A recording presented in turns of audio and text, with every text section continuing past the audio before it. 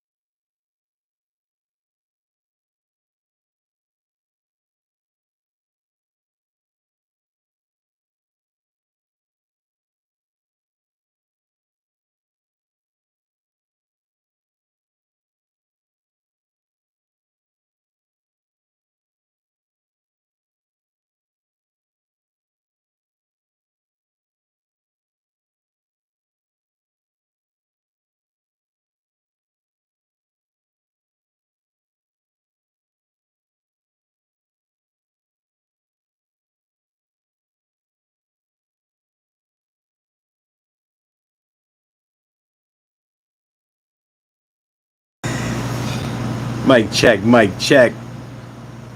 1 2 1 2. How we sounding? How we living? Let's see if we can get up to 5, and then we'll start it up.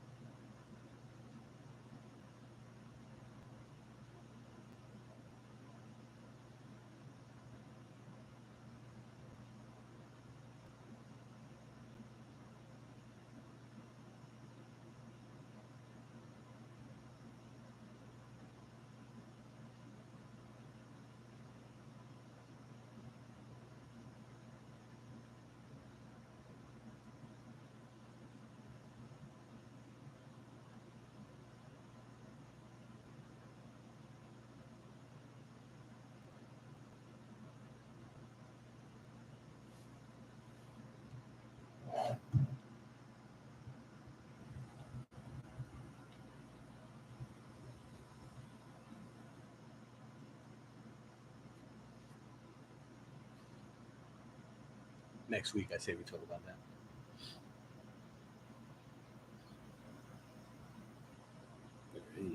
Oh, shit.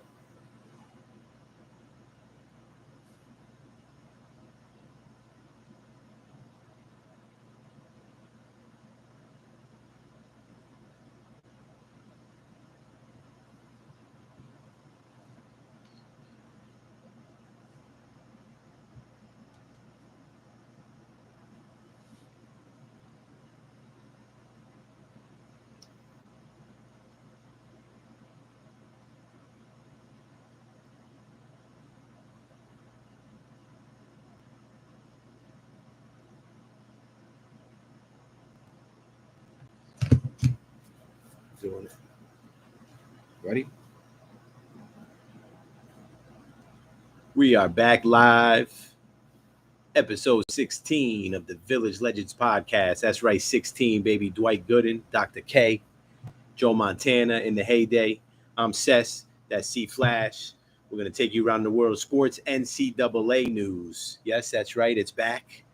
Major League Baseball in the dog days of summer. We're going to continue to talk about that. Some WNBA, interesting tidbits to share.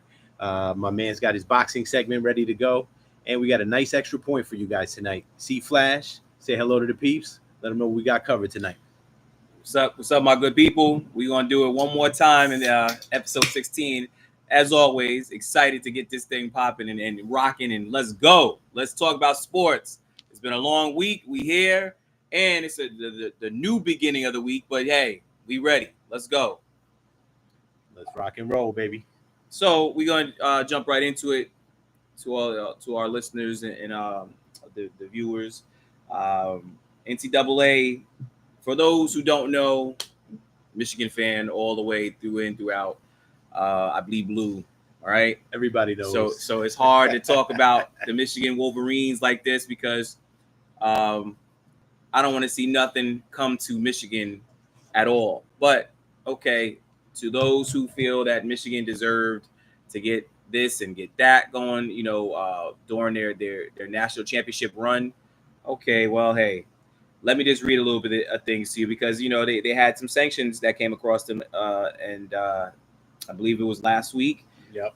Michigan recent sanctions: head coach Sharon Moore suspended for 3 games, 2 this year, and 1 for next season. They're saying the very first game of next season. Wow. That is going to be up for an appeal as well. This season, and the first next season, no playoff football revenue for the college football playoffs. If they make it, they will get no revenue. A total of $30 million in fines, and former coach Jim Harbaugh goes on the college show cause list. Okay, which means that goes his show cause goes for 10 years.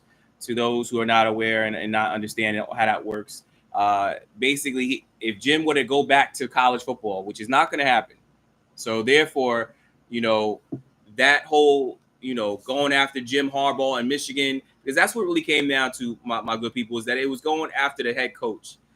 Jim Harbaugh did not give the NCAA the answer they wanted to hear, but he was keeping it real. Yeah.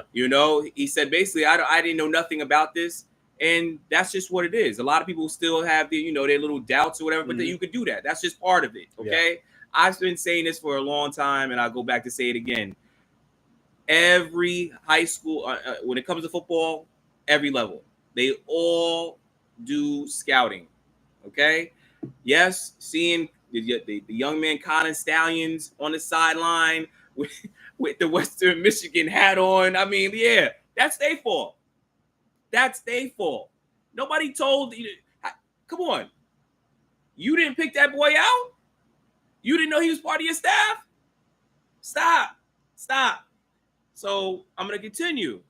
It goes on with the show cause for Jim Harbaugh. Basically, my good people, what it means is that if he was to go back to college football, he would have to probably, go sit around a committee, okay, and talk to this committee and be approved to probably go back to coach in college again. That's what I got out of it. There's other people got more out of it too, but that's what I got out of it. Michigan loses in the recruiting restrictions, 4-year probation, no postseason. They didn't get no postseason bans, thank God. Unfair to they ruled it as and deemed it as unfair to student athletes. I agree. How can you punish the future if they had nothing to do in the past? You can't do that to them.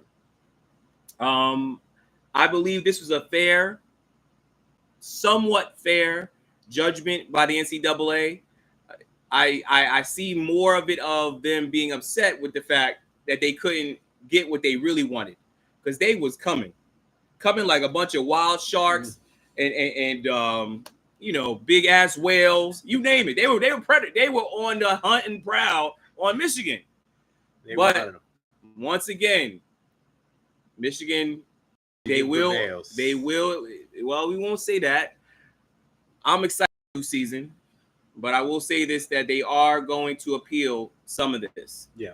And like they should, because they feel that some of it was a little bit outrageous. What do you think? Some of it sounds outrageous, but I think, what do you think the majority of the people are saying? They're saying they went kind of light on Michigan, right? And that's what they're saying. Yeah. Now, I wasn't going to go there. Yeah, but that's what they're saying. When you talk about the fines. Yeah. But one thing that Michigan has done, has taken it amongst themselves, okay, the athletic director and the dean and the presidents, all that, have given suspensions to the staff. And that's what it's all about. It should always be handled in-house. The NCAA is political, and they come after people for political reasons. That's just my take on this whole, segment that I have to say. But at the end of the day, it is what it is. I'm not going to cry about it. Now, one more thing. You don't think Harbaugh will ever get the itch to go back to college football? No. So it's over. He spent about 7 years with Michigan, if I'm not mistaken. I believe Jim was there for 7 years, and then got his national championship. Yeah. So there's no need for him to go back.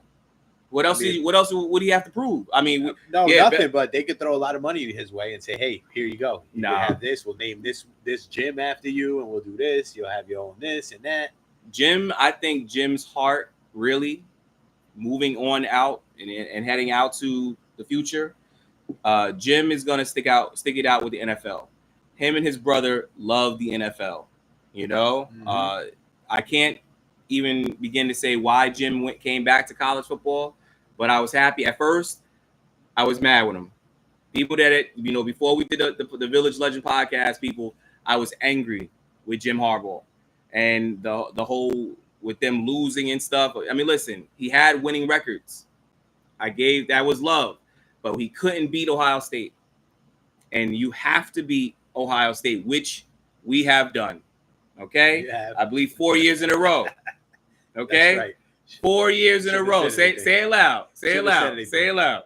Okay. 4 years in a row. So, Ohio State is they are the defending national champions. And again, we're looking forward to see what the outcomes will be this year. But as far as the sanctions, I'm not highly upset about that at all.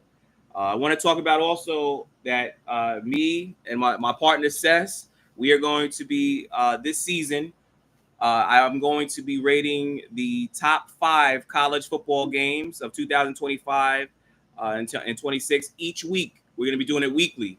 So please tune in, and all of our listeners and viewers, please tune in, because college football, it's exciting, and it's a $1 billion business. Do not sleep on college football. It is unbelievable.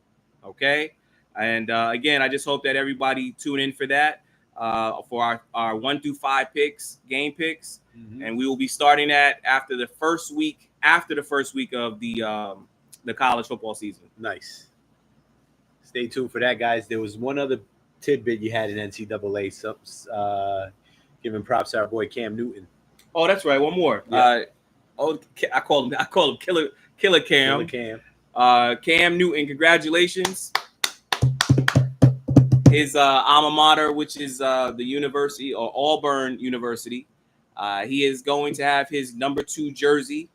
The jersey that he wore in 2010 when he won the Heisman Trophy and the national championship all in one. What a beast. He's going to have it retired on, I believe, in October 11th. If I'm not mistaken, it's October 11th versus the University of Georgia. They'll be playing the University of Georgia at home, and they're going to put his jersey up there, his number up in the rafters. So again, congratulations, Cam. Congrats, well Cam. Deserved. Heck yeah. And also what a great college player, brother. Also amazing. A fellow podcaster. Cam doing his thing, doing his numbers as well. Again, his numbers going to be going up there with Pat Sullivan, former Heisman Trophy winner, Bo Jackson as well, and a wide receiver, Terry Beasley. So again, I think if anyone can tune into that. There. Yep, good company to be with right there. Carolina Panther fans, tune into that. That's Cam is one of the top greatest college football players of all time. For those who don't know. Yes, sir. Absolutely. Pleasure to watch Cam. I wish his NFL career was a little longer, but yes. But he did his thing while he was in the league. I can't front. I mean, yes. he did well. Next up, I think that's it with NCAA, right? So we'll switch over to the MLB, Major League Baseball, ladies and gentlemen. Major League Baseball. I'm gonna quickly give the power rankings right off the bat, and then we'll talk about a couple standouts that you had, especially some rookie standouts. Number 1 in the weekly power rankings is the Milwaukee Brewers. They got last I checked, 13-game winning streak. They're killing it, brother. The Brewers are doing a damn thing. Killing it. Great pitching. Bryce Terang tearing it up. Making a point, though, Sess. They're making a point. They are, yeah. They you know what? Nobody really stands out. They just have a good, solid team. It's awesome. The Phillies in second place this week. Actually, let me flip that. I'm going to give the Blue Jays the number 2 spot this week. Vladimir Jr. has hit his stride. He's doing his thing. The Blue Jays have been hot. They're running away with that AL East. The Yankee fans hate to hear that. You guys are still close. You got a chance. Number 3 is the Phillies. They've been hot in August, 7-2 so far. Kyle Schwarber putting up MVP-type numbers. And then the Dodgers, of course, rounded out at number 4.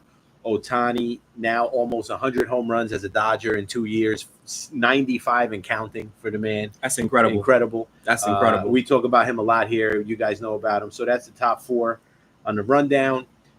Congratulations to Pete Alonso, the new Mets home run king. We touched on him last week. Yes. But Pete, well deserved, passing up our boy Darryl Strawberry, one of my favorites of all time.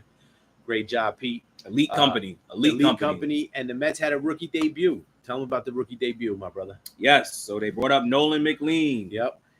Nolan, he has the history of the name of the great Nolan. Okay. So he came up and made a debut on Saturday versus the Seattle Mariners. He pitched against Brian Wu. And both of them, both pitches went hands on, man. They did their damn thing. Mm-hmm. I'm just excited as a Met fan to see that we're finally bringing up the young talent.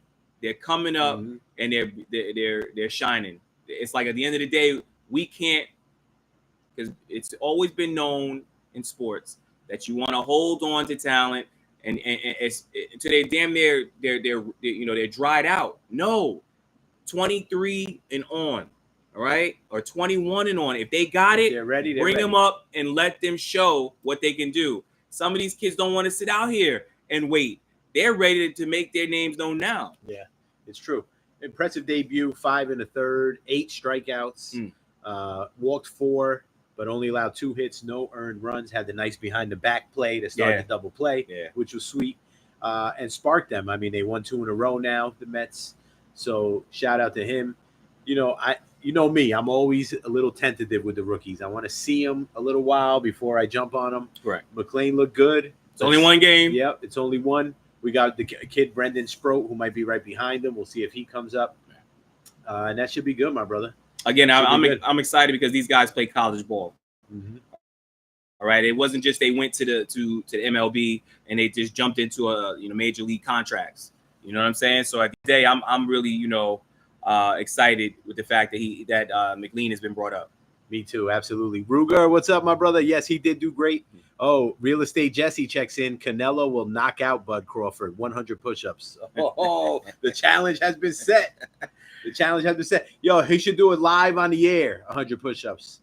That's what I say. Hey, well, I don't know about all that. All right, but definitely the challenge has been made. So we could definitely do that. All right, Jesse. We see you. We see you. But hey, we'll see, man. At the end of the day, a lot of people. I'm not even going to talk about that right now. We skipping right now. We're skipping around. We love our fans, Village Legends in their own right.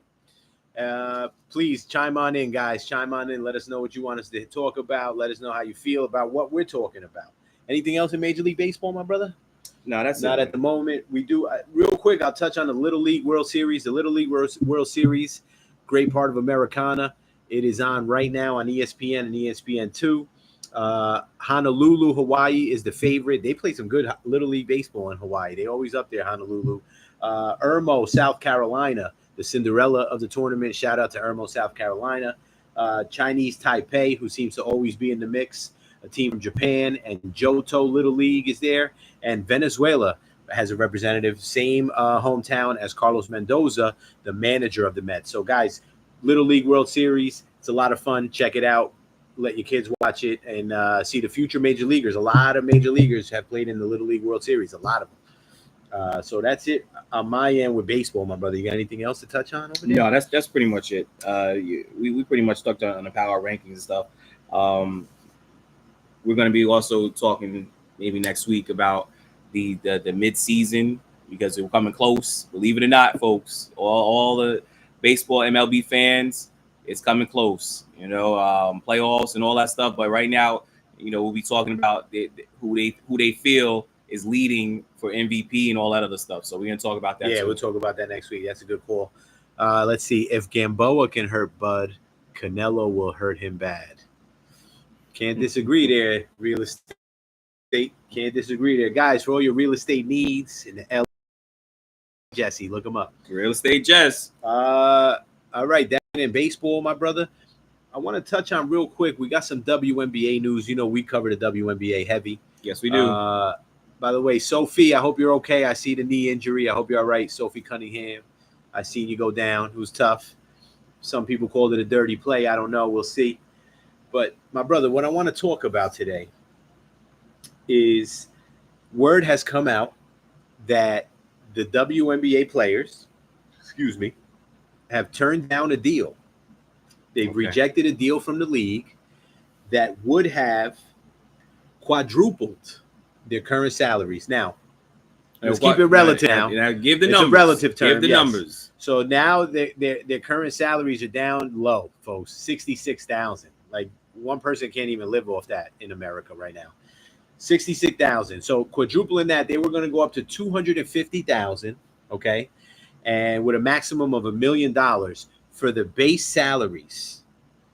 And the WNBA turned it down, my brother. Now, the debate here is, the question is, I feel that they made a mistake turning it down. I think they should have taken the deal and at least progressed and moved on to the next phase. But you feel that they did the right thing by turning it down. Tell the people why. Talk to them. It's all about the marketing. Now, again, when we look back at just college basketball, college female basketball, NCAA girls basketball, look how much they grossed with their views. Okay, like female college basketball is very competitive. For those who don't know, if you get a chance, just tune into it. Okay, it all starts in the fall, October, November, all the way through. And then again, I'm not giving Caitlin Clark all of the props, but when you hear her name and what she has brought up, her and Angel Reese going at it for the national championship. You remember that? So it was all about the marketing and the views, and yeah, I understand it. Okay, now we jump to the professionals. A lot of these rookies that come in and they were hot in college, they go to the rookie contract where their rookie contract is $100,000 a year. If they don't go play overseas, or if they don't have a marketing deal for sneakers or something along the line, that's unheard of. These girls are shining. Pay them their money. And no, I don't agree with them settling. Go higher. Go back to the table and try to make this work and get more money. They're athletes as well. We keep forgetting that these ladies are playing their. We can't just keep knocking them back down and say, oh, you know what? It's not your time yet. When will it be their time? It's a great point. You make a great argument for them. I'm going to take the other side. I'm going to play devil's advocate. Because we have even in the comments, we have conflicting views, which is great to see, guys. Great debate. Now, I will agree with you on this. The league's been around forever. They've been around a long time, and they still have these low salaries. They still are not getting paid. So what does that tell you? But here's what it tells me, though. What it tells me is that up until today, they really haven't lit up the numbers. They really haven't lit up the views, the turnstiles, the sellout crowds, the cable numbers. You know what I mean? So I'm not denying that they deserve it. They've earned it. They work very hard, and they should get their money. And I actually do think I disagree with it, but I understand the tactic of saying, nah, that's not enough. Give us everything right now. We want to get paid now. I get that. But I also say, ladies, quadruple. I know it doesn't seem like a lot, but it's going to make a big difference to go from 66 to 250, and some of you to go from 250 to $1 million. It's going to make a monster difference in the short term. You take that deal for 3 years, for 4 years, maybe tops, and then you renegotiate. So you don't, as one of our viewers, Teacher LaShawn. Yes. You don't see a gender bias. I do see a gender bias. There's a natural gender bias. It's natural. Even in the fans, there's a gender bias. There's dudes out there that are ashamed to say that they like women's basketball. It's even gender bias with the fans, with the fanhood. So I totally get where you're coming from on that. And I do agree with you too. The marketing, the endorsements, the contracts, the commercials. Give these girls a spotlight and they will shine. Yes. They will. Yes, like they've been doing. But they're not selling out every arena. Okay. And they're not getting the TV numbers that they wish that, they're not going to get NBA numbers. No. But they should be beating hockey by this point. You know what I'm saying? They should be beating other things on TV that, as a professional sport, they should be beating. So that's my thing. I would have taken the deal and say, all right, let's go back to the table in 3 years. Give me this for 3 years. That way the next generation comes in and they could. What would Kobe Bryant say? Kobe would tell them to go get everything. He would. Kobe would tell them in a second. He would say, no, listen. He would. It's your time and your time is now.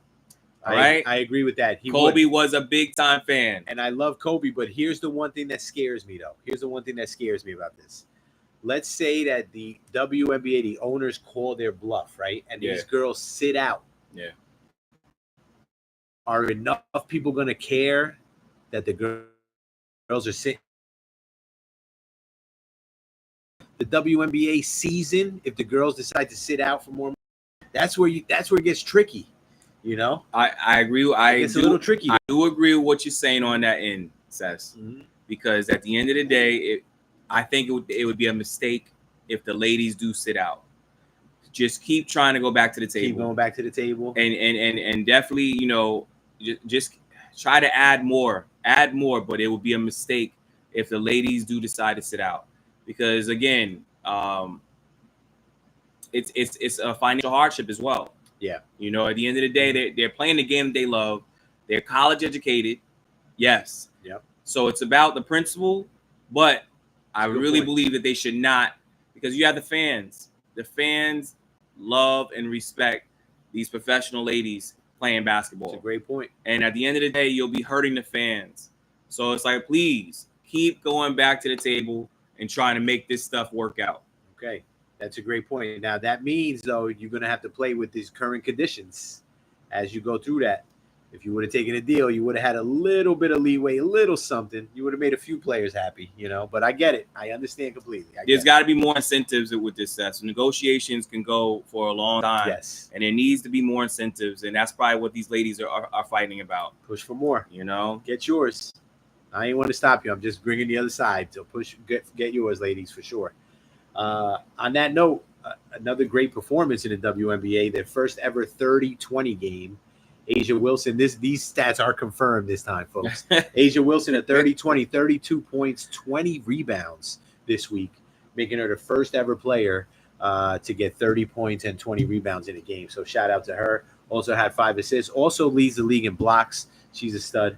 It's between her and MPC for the MVP. She's the top of the mountain right now. Yeah. Asia has letting it be known that that's her game. Yeah. The WNBA belongs to Asia Wilson right now. And if anybody disagrees with that, then you got to debate us on the show. Nafisa has something to say to that. She's hurt right now, but she'll be back. She got something to say to that. So shout out to the ladies. Hopefully they do their thing, and we'll go from there.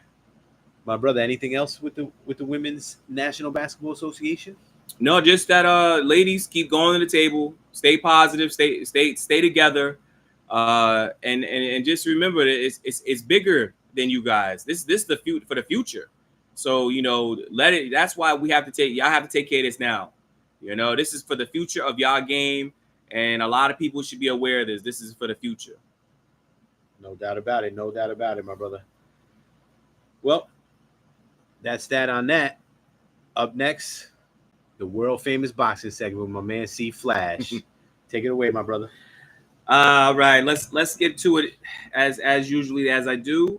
Boxing we have coming up in October. You have the reigning WBC junior middleweight champ Sebastian Fundora, who defended his title recently against Tim Tszyu and a stoppage. I think it was last month, but don't quote me on it. But I know that it was a recent fight with them two.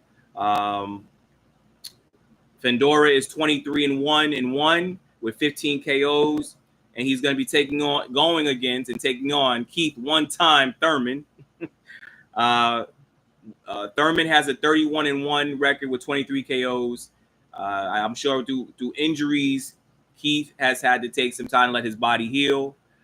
He's been out for a while, so I don't know if he's going to be ready for this young man, because this dude You know, Sebastian Fundora is a tall, you know, telephone pole fighting, you know, these guys, and he has a lot of will, he has a lot of stamina, and believe it or not, he's making people quit. So that lets you know how good he is, and he's the champ. He's the current champ. Tank Davis had his domestic violence case against his children's mother dropped in Florida.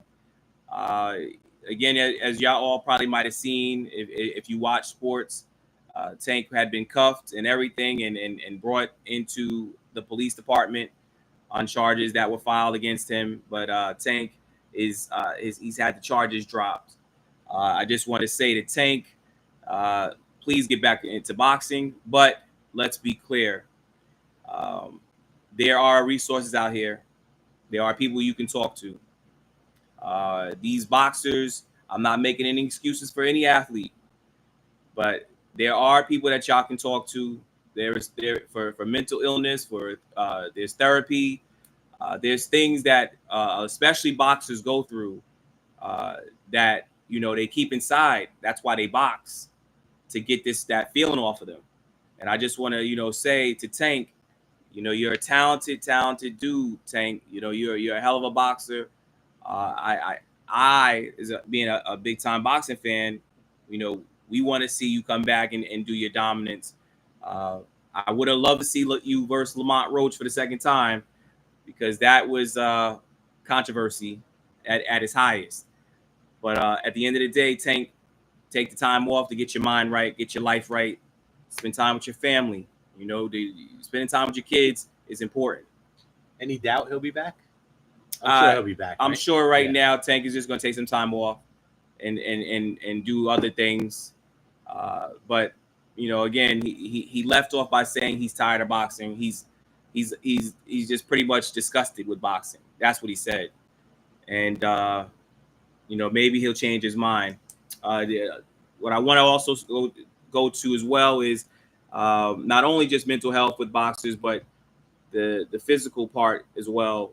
Now, we all know that boxing is a dangerous sport, so we have to, you know, understand what these boxers are putting their bodies through.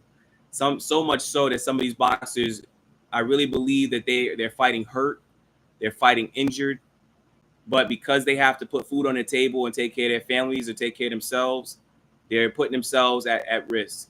I want to give well, normally what we do, and it's because this has already happened in the past, we're a little too late for it, but I want to give a shout out to the families of the two boxers, Shigetoshi Kotari and Hiromasa Yorikawa. I want to pay Sess and C Flash from the Village Legends podcast. We want to give our condolences to y'all families. Again, we know that boxing is a real tough sport. It's a dangerous sport. And I just ask that y'all boxers, you know, speak the truth about how you really feel. Don't hide it. Don't try to, you know, be Superman and be a tough guy. Go to your get your CAT scans. Get all that stuff done. Make sure everything is all right, because you're putting your life at risk. And these were young guys. Again, they were young guys. Again, you know, we pay our respects to their families. I believe there was one more thing that we had to talk about with boxing. No, that's about it. That's it on the boxing, my brother? That's it on boxing. The fans really want to talk about Canelo. And go ahead, you got something? Yes, go ahead. Go ahead, keep reading. Well, Canelo and Crawford, but we'll get there, folks. We'll get there. We will get there. We got a special guest coming in for that too. Real quick, you know, Real Estate Jesse, we got to talk about too. I had to wait to the segment. All right, Real Estate Jesse. You could say whatever you want about Gamboa and what he did with Crawford, but look at Crawford's dominance. Terrence Bud Crawford is one of the best fighters I've seen, and I was a big time Floyd Mayweather fan. Once Floyd decided to retire, I had turned my views on Terrence. I seen what Terrence and how he dominates, how he fights. He has a hell of a boxing IQ. He could take a punch. Terrence is cold-blooded. If I say this again, Terrence Bud Crawford is cold-blooded. When he gets you in that ring, he's coming. And for those who don't believe that, you're gonna find out on September 13th. Because I know I'm watching it. It's getting closer. I know we might be on. We'll be on live. We might have the podcast on. Oh, we might do. We might have the podcast a lot. Yeah, we might have a live podcast for that fight. That would be crazy. Oh, here we go. He is one of the best, but he's going against the biggest dog of 2 weight classes. Canelo will cut the ring off, and then he has to trade blows. Well, you know what? I want to say this. Terrence is going to come off, and I'm just predicting this. Terrence is going to come off early. Terrence is going to use he's going to impose his will. A lot of people are going to think that Terrence is going to run or Terrence is going to stay away from Canelo. No, he's not going to do that. Terrence comes alive in the 3rd round always. From the 3rd round on, that's when Terrence starts picking you apart. And Canelo hits hard. That's it. It's in the past, it showed that he's done nothing but throwing power punches. Even when he fought Floyd Mayweather, Canelo threw power punches. That's why Floyd was able to connect with him with counter punches. Floyd's defense was, immaculate. Nobody could mess with Floyd in that defense. But the one thing about Terrence ain't afraid to get hit. It's also part of his plan to bring you in to get set up. He has 3 trainers, Terrence Crawford. For those who don't know, he's got Brian McIntyre. His name is Bomac. And he has the other 2 gentlemen that he has. It's a team. They really rock as a team. So one of his trainers has Terrence doing this. The other has Terrence doing this. And the other one has Terrence doing that. It's too bad only one gets punched in the face, though. They all can't be in that ring with him. You're right. But I'm going to tell you right now, he's going for that 3rd unified title in a unified weight class. Okay? Should be good. So don't sleep on Terrence Bud Crawford. You can, but remember that I told you first. He's cold-blooded. Woo! Should be good. Oh, my goodness. Great boxing segment today. Anything else? Let's see. We got until he gets hit. He's never got hit as hard as Canelo hits. Bud wins by sticking and moving. Canelo will be on him all night. Ooh, I see it. To be honest with you, I mean, I'm gonna get the backlash on this, but Real Estate Jesse, I got to be honest with you. I think Canelo has taken too much punishment, and I really believe that his time is coming to a close. I almost can't disagree with you there. I don't think his time is yet. I don't think it's Bud Crawford to do it, but I think he's getting closer for sure. That's for sure. Mm-hmm. And Canelo's young. That's the crazy part. He's still young, but I think he's taking way too much punishment in his time. Yeah. Good stuff. Anything else in boxing, my brother? That's it. All right, we're going to give a couple quick tidbits. I'll do real quick. I know you got something in golf. Real quick, the Premier League has jumped off. That means soccer is back in full swing, folks. Liverpool is once again the favorites in the Premier League. They did lose Colombian striker Luis Diaz, who went to Bayern Munich.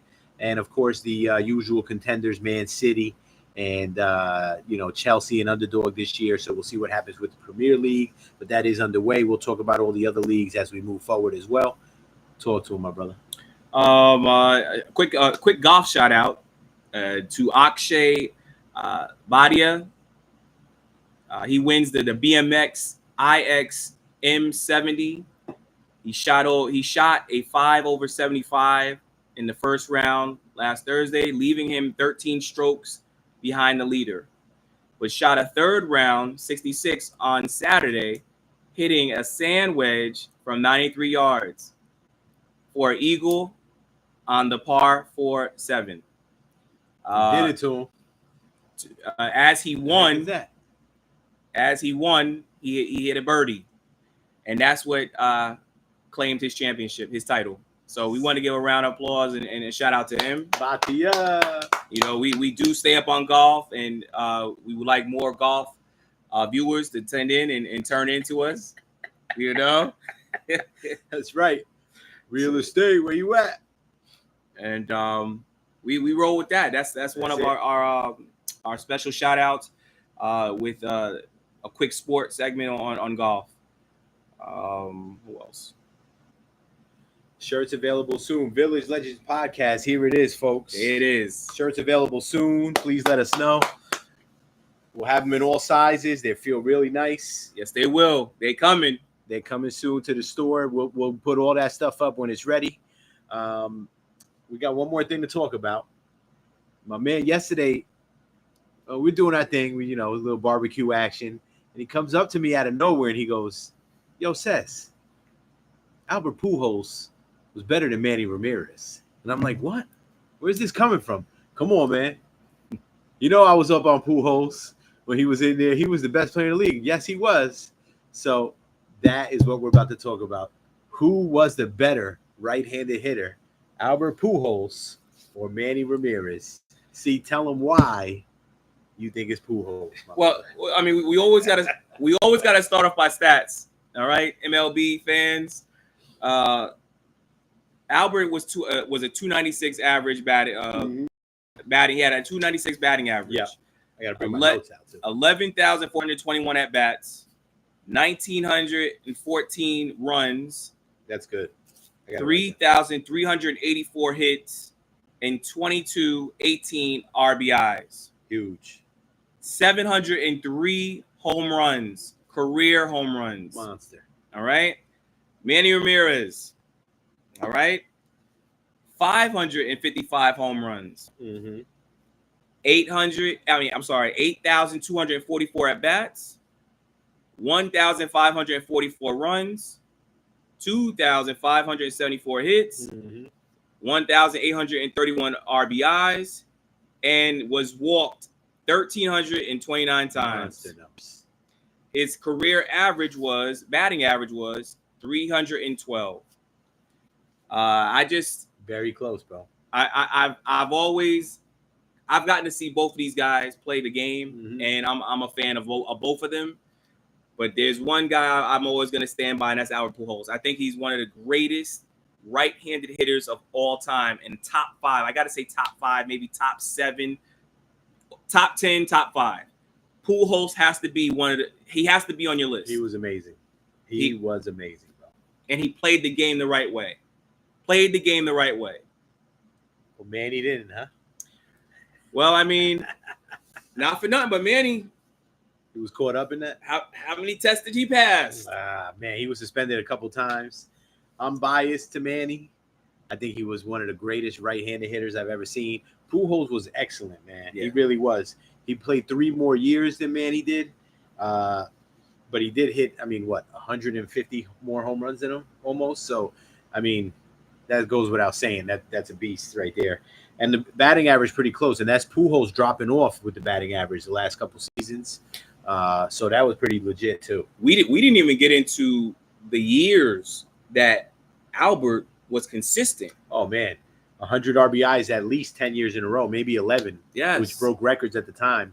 And home runs, phenomenal. 703 home runs is phenomenal, brother. His hits were he got on base pretty much all the time. I have to say, I think let me shake your hand because I'm going to say you win this debate. I would say Albert Pujols was the better right-handed hitter overall. He got me on that. I'm biased to Manny Ramirez. He was the man. Yeah. Let me show you what we got here, folks. Got a couple Manny rookies in the house. Look at that. Saying hello. So I'm biased to Manny. That was my boy. I knew him personally. As a matter of fact, he got mad at me one time. I left him a voicemail. He's like, yo, my wife sometimes listens to my voicemail. Don't leave voicemails like that. So I said, no problem, Manny. I got you. So it was cool. But that was my boy. Shout out to both of those dudes. Now, I can't let it slide without mentioning other great right-handed hitters of all time. Yes. Willie Mays. Okay. Joe DiMaggio. Okay. Hank Aaron. Now, when you mention them, when you go Pujols and you go Manny, Pujols, I give you that. You beat me on that one. Willie Mays, 301 career hitter, 660 home runs, less than Pujols. Okay. And 1,900 ribbies, less than Pujols. Amazing. Let me ask you a quick question. And less hits than Pujols, too, which is amazing. Let me ask you a quick question. Yeah. Do you think if Roberto Clemente would have been alive a little bit longer, we'd be having that discussion about Roberto Clemente? He would be close. He'd be up there. He was a 300 hitter. He had 3,000 hits right on the dot. Yeah. And the World best Series arm winner. you ever see. World Series winner, the best arm you ever see. Great humanitarian. I mean, he died going to give help to people, you know, in the plane crash. He probably would have been in the conversation. Okay. But I can't not talk about my boy, the splendid splinter, Joe DiMaggio. I'm not a Yankee fan, but I don't hate on the greats. Joe DiMaggio only played 13 years because of the war. Yeah. And he hit 325, 361 homers, 2,200 hits. So he almost matched Manny in hits with 6 less years behind him. Mm-hmm. That he was amazing. Joe DiMaggio was incredible. Of course, Marilyn Monroe claimed the fame for him. Another, you know. And I'd be remiss to not mention Hammerin' Hank Aaron, the best, in my opinion, better than Albert Pujols, the best right-handed hitter of all time. He was the home run king. Henry Aaron, who was the home run king with 755, still the RBI king. 2,297 ribbies, still played 23 years, over 3,700 hits. Hank Aaron was That's a beast. amazing. Came up as a shortstop, matter of fact. Played center field. What an athlete he was. Went from short, center, ended up right and left at the end, and hit home runs like it was nobody's business. Shout out to Hank. Great call, brother. I want to say it's all to the Village Legends podcast listeners and viewers. It's because of this man that made me step my baseball game up with baseball knowledge. I've been following him for years. If I had any questions, this is the one I was going to. I got you. And any of our close friends that know this, they know he has the trivia questions and all that. Yep. And to give him props, if you ever want to know what football player went to what college, you ask C Flash and he'll tell you, man. He knows that you know, Jim Burt. Where'd Jim Burt go? Well, Jim Burt went for the Giants? Yeah. I'm taking you back now. Nah, you took me back on that one. That's a tough one. All right, give me Jeremy Shockey. Miami. All right, see, you can name anybody, but keep it recent. You can name anybody. Yeah. Good stuff, my brother. What was that? The extra point? Wait, hold on before we go there. Yeah. Again, to touch bases also real quick about the Manny Ramirez situation. Yeah. Dave Justice. Anybody know David Justice? David Justice was a phenomenal baseball player as well. He also gave credit and he gave props to Manny, saying that Manny was an unbelievable hitter.